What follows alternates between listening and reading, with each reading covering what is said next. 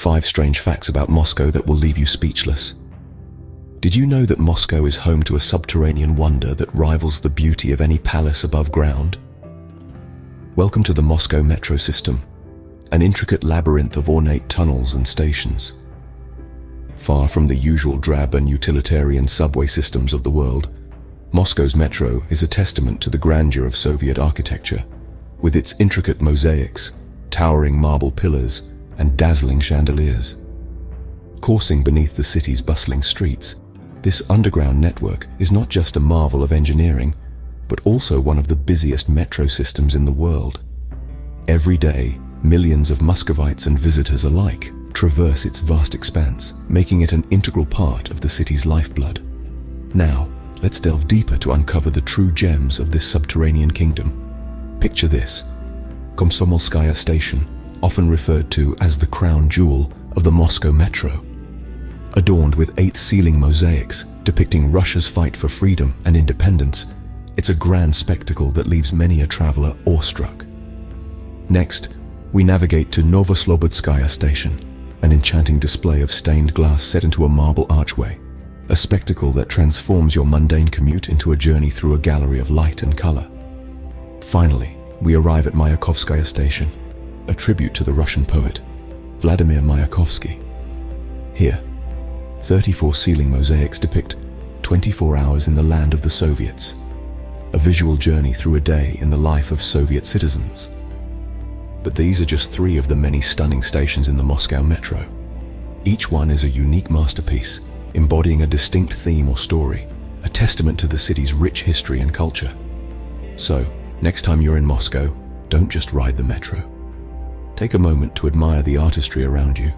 This is not just a mode of transport, but a journey through time and history, a showcase of the city's soul. A palace, not of a single monarch, but of the millions who call Moscow home. But wait, before we begin, please subscribe to ensure that you never miss out on any of my crucial stuff. Comment. I subscribe below, and I will personally welcome you to our community. Let's get started. Moscow's skyline is dominated by 7 towering skyscrapers, but did you know they all have the same father? Yes, these magnificent structures, known as the 7 Sisters of Moscow, are the brainchildren of the notorious Joseph Stalin. A stark contrast to the traditional Russian architecture that permeates the city. These skyscrapers stand as symbols of an ambitious project, driven by Stalin's vision of a modern Moscow. They are a blend of the Gothic style and the Russian Baroque, a style that was christened Stalinist Gothic or Socialist Classicism. They showcase ornate decorations and a mix of Russian and Soviet symbolism that cannot fail to catch the eye. The 7 Sisters were built between 1947 and 1953 during the post-war era, when the country was recovering from the devastation of World War II. Stalin, wanting to project the USSR's power and influence, decided to transform Moscow's skyline with these grandiose skyscrapers. Each of these 7 sisters has a unique story to tell. The Moscow State University, the tallest of the sisters, stands as a beacon of knowledge and learning. The Ministry of Foreign Affairs, with its imposing structure, represents the political might of the country. The Kotelnicheskaya Embankment Building was designed as an elite housing complex, while the Kudrinskaya Square Building was for cultural leaders.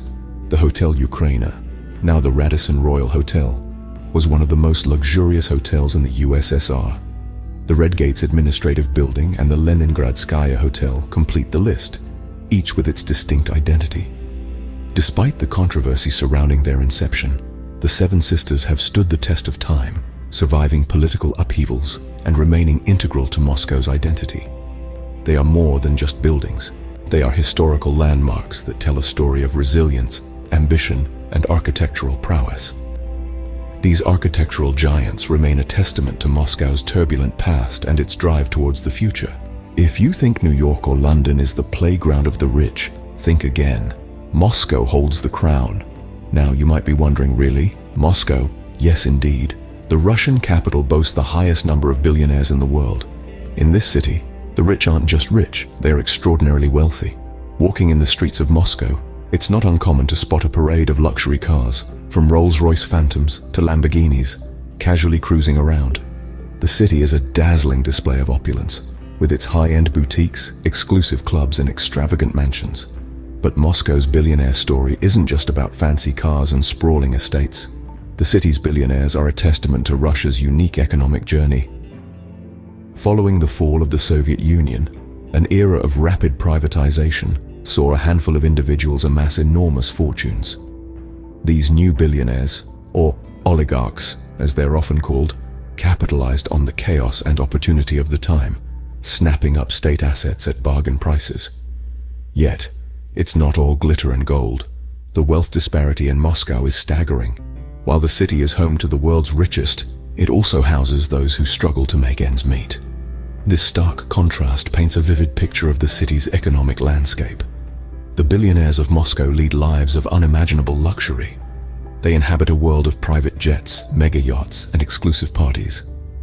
Their homes are more like palaces, with decadent interiors, sprawling gardens, and even private art collections. They dine at the finest restaurants, shop at the most exclusive boutiques, and vacation in the world's most exotic locations. These billionaires are not just influential in Russia, but their reach extends globally. They own football clubs in England, vineyards in France, and real estate in the United States. Their lifestyles and spending habits significantly impact luxury markets around the world. So, next time you think of the world's wealthiest cities, remember Moscow. This city is not just a hub of historical significance and cultural richness, but it's also the playground of the world's super rich. In Moscow, it seems, the rich aren't just rich, they are super rich. Before we continue, can I beg a little favor? If you're liking what you're hearing, show us some love by pressing that like button. And hey, if you want to be in the loop for our fantastic upcoming videos, make sure to press subscribe and ring that bell so you're always in the know. Oh, and one more thing. Drop a quick I subscribe down in the comments, and I'll make sure to offer you a warm welcome to our amazing family. Alright, enough of that. Let's keep the conversation flowing. Do you struggle with daylight saving time? Well, in Moscow they have their unique way of dealing with it. Time is a curious concept, isn't it? We use it to structure our lives, yet it's so abstract and elusive. Now, imagine a city that has its own unique relationship with time. A city that decided to rebel against the conventional norms of timekeeping. Welcome to Moscow, where it's always summertime, at least according to the clocks. In 2011, Moscow made an unprecedented decision. It decided to stay on permanent summertime. Moscow said no more to the yearly ritual of springing forward an hour in March and falling back in November. This was a bold move indeed, one that reflected the city's unique spirit. So why did they do this? There were a few reasons. First, they wanted to reduce the energy consumption of the city. More daylight hours mean less need for artificial light. That's good for the environment and the economy. Second, they wanted to improve the mental health of the city's inhabitants. The abrupt change in time twice a year can be disorienting and can contribute to a condition known as seasonal affective disorder. But perhaps the most compelling reason was simply to make life a bit easier for the residents. No more confusion about what time it is. No more being late or early because you forgot to change your clock. But what does this mean in practice? Well, even in the depths of winter, when the snow is piled high and the mercury is well below freezing, the clocks in Moscow are set as if it were summer. It's a small but significant way in which Moscow distinguishes itself from the rest of the world. It's a testament to the city's spirit of independence and innovation, a spirit that can be seen in everything from its architecture to its timekeeping. And it's just one of the many reasons why Moscow is such a fascinating place to visit. So in Moscow, it's always summertime, at least according to the clocks. Did you know that a group of cats is officially employed by one of Moscow's most iconic landmarks? Welcome to the Hermitage Museum, a place where art and culture meet, where history unfolds in every corner, and where a certain group of employees has a furrier disposition than most. Yes, we're talking about the Hermitage cats, a tradition that dates back to the reign of Empress Elizabeth, who in the mid-18th century ordered the best and biggest cats from the city of Kazan to protect the museum's treasures from rodents. These cats aren't your average strays.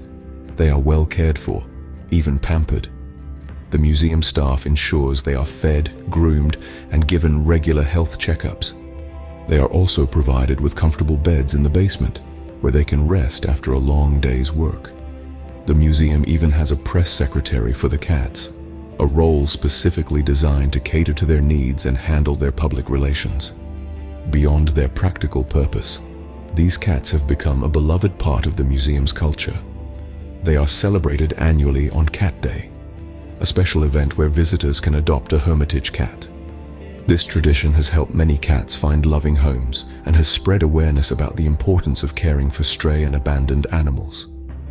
Interestingly, these four-legged employees have even inspired a book, The Hermitage Cats, Treasures from the Basement. It tells the tale of these cats' centuries-long service to the museum, their escapades, and their unique place in the history of this grand institution. So, next time you visit the Hermitage Museum, remember to keep an eye out for these feline guardians. They may not be as famous as the museum's art pieces, but they certainly have an important role in preserving them. These cats may not be the most famous residents of Moscow, but they certainly have one of the most unique jobs in the city.